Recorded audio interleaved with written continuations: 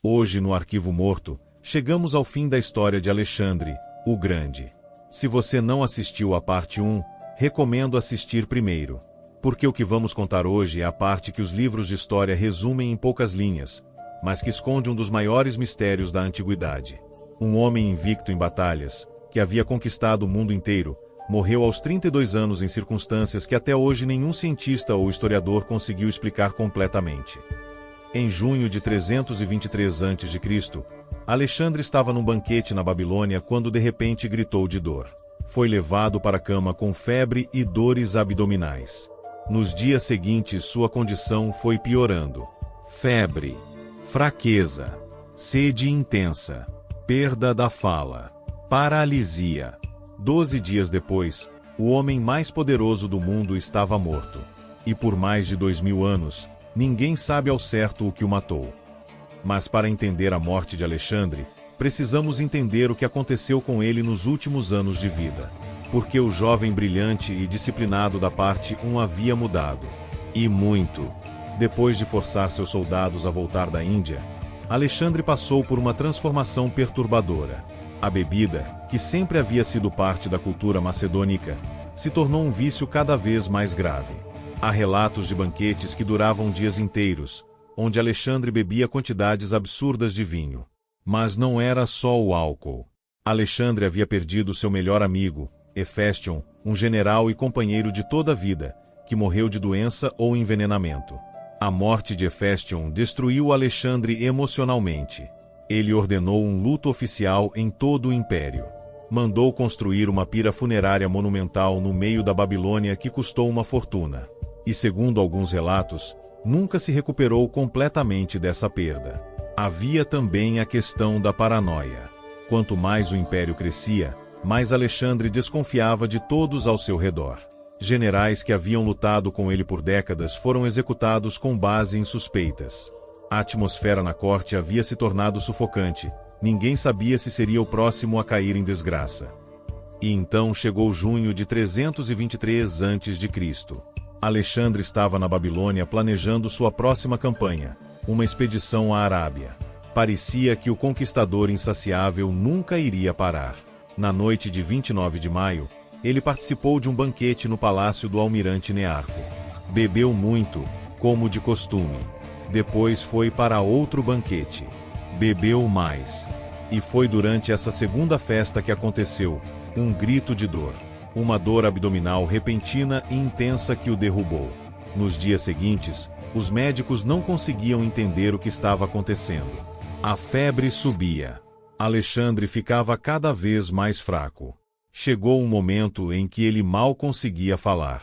Seus generais e soldados, desesperados, fizeram fila por horas para vê-lo pela última vez, cada um passando rapidamente pelo seu leito enquanto ele os olhava em silêncio, sem conseguir dizer uma palavra.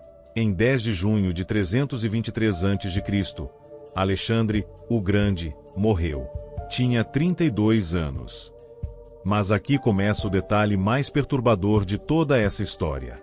Durante 6 dias após sua morte, o corpo de Alexandre não apresentou nenhum sinal de decomposição. Nenhum. Numa época sem refrigeração, num clima quente como o da Babilônia, isso era simplesmente impossível. Para os gregos, a explicação era simples. Alexandre era filho de Zeus. Um deus não apodrece como um homem comum. Para os cientistas modernos, a explicação é mais perturbadora ainda.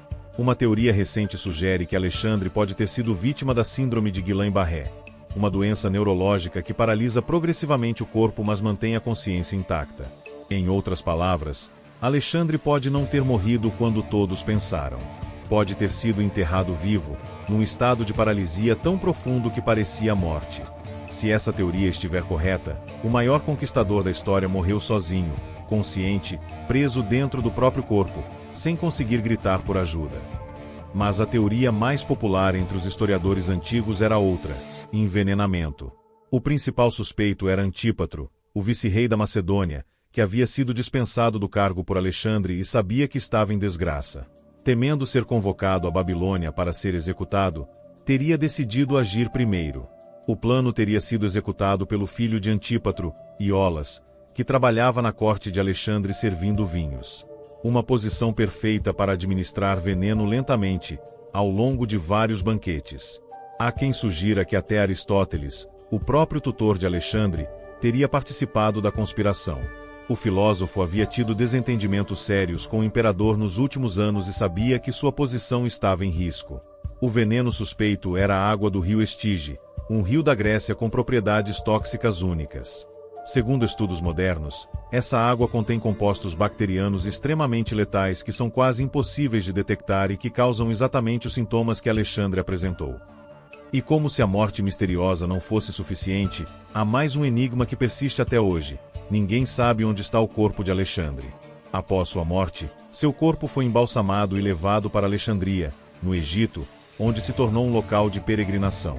Júlio César visitou o túmulo. O imperador romano Augusto também. Por séculos, o mausoléu de Alexandre foi um dos lugares mais importantes do mundo antigo. E então, em algum momento entre o século IV e o século V d.C., o túmulo simplesmente desapareceu. Com a ascensão do cristianismo, símbolos pagãos foram suprimidos e o sarcófago foi escondido para evitar profanação. Acredita-se que esteja submerso numa área costeira de Alexandria, no fundo do mar Mediterrâneo. Arqueólogos mergulhadores têm procurado por décadas. Até hoje, nada foi encontrado. Alexandre, o Grande, viveu apenas 32 anos.